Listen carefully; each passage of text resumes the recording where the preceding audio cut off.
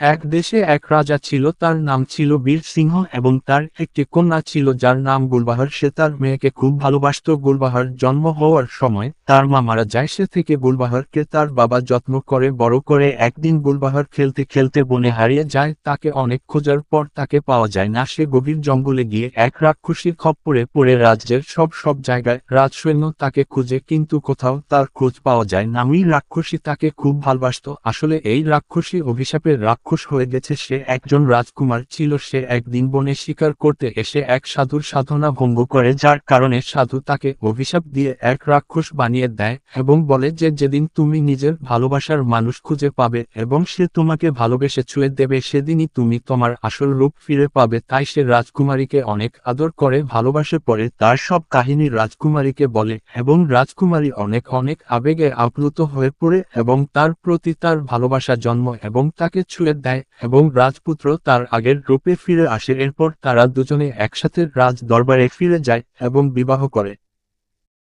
এরকম আরও গল্প পেতে আমাদের পাশে থাকবেন এবং আমাদের চ্যানেলটি সাবস্ক্রাইব করবেন। ধন্যবাদ।